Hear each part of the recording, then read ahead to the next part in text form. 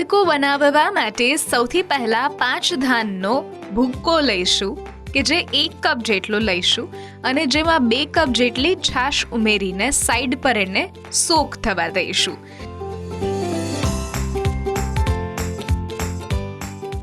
ત્યારબાદ વઘાર માટે રાઈ, જીરું, હિંગ, તલ, મીઠા લીમડાના પાન અને સમારેલી લીલી ડુંગળી ઉપયોગમાં લઈશું.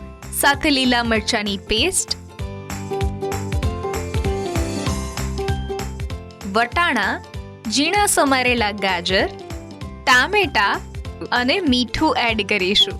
બરાબર બધું જ કૂક થઈ જાય ત્યારબાદ આ મિશ્રણ એડ કરી દઈશું.